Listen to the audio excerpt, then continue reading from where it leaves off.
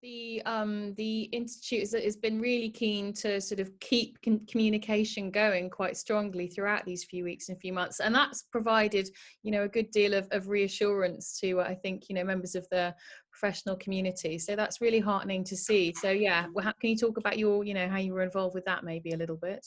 Yeah, we've been really, I mean, right immediately after we moved to a work from home environment, we set up a task force for COVID-19, and we got, I think, over 500 specialists globally, Mm-hmm. everyone from public health to architecture to design to HR to facilities management.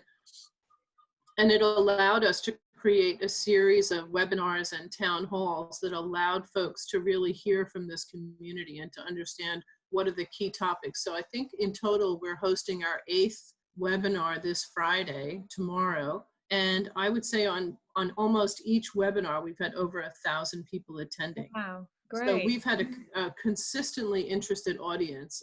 What's also been really fabulous about being able to bring in this community even closer is to provide free Well AP training. So anyone who is at home who's looking for a little extra education and stimulation, we provided a 6-series Well AP training course, which allowed folks who are interested in getting the credential for Well AP to learn for free.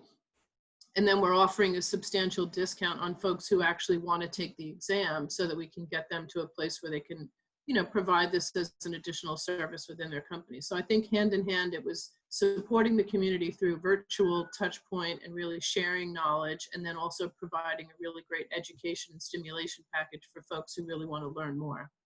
Okay, so lots out there that you're providing, and you know, a whole sort of feels like a whole strategy for now and then going forward, which is fantastic. It was really Absolutely. interesting.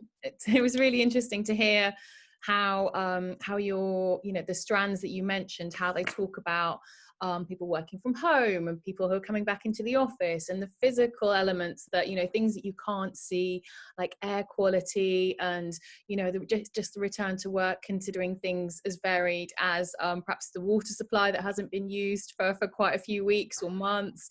Absolutely. Down to sort of the reconfiguration of people's desks, and how you know, how people can get back into the office but feel safe and secure, and, you know, feel that their wellness and their well-being is looked after. So it's such a strong topic for now, and I think it will, you know, continue to inform increasingly how buildings are occupied and designed, and how they fit into various parts of the communities in which they are placed. Absolutely. I think it's going to be top priority. I mean, like you said at the opening of this discussion, Helen, like health and well-being has been on everyone's priority, but it has very quickly creeped up to the top of the list now. And the most important thing that you just recently mentioned is the feeling of security. Folks do not want to go back into a space that they don't feel has been properly maintained or is in a position to take care of their health going forward. So I think we now have to really work together as teams. And it's the opportunity to bring design, human resources, and facilities management to the table at one point to have discussions about staff health and well-being.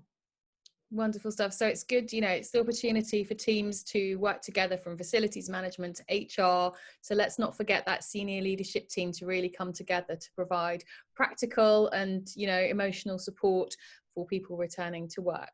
So I might, if I may, pivot towards from, you know, the harder, you know, the more challenging, serious work-based aspects of the last weeks and months, perhaps just pivoting a little bit into something more lighthearted as a contrast. So with that in mind, what have you been, what's been on your either watch list, or what have you been reading during lockdown, or what has there been particular a playlist that's been around? How have you been keeping entertained and occupied in terms of, I guess, culture? Yeah, well, it's a great question. I've got a 16-year-old and a 20-year-old at home, so I've been getting a combination of, you know, lighthearted rap music that has been really interesting to add to my playlist. So I've been listening to folks like Flo Rida and Lady Gaga and lots of really interesting music. And then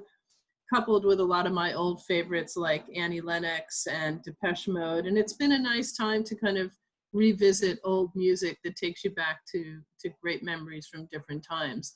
It's also been really fun to have the kids at home so much more that we're watching lots of series together at night. So I think my biggest favorite, if anyone hasn't seen it, they have to start it. It's called Killing Eve, and it's just awesome.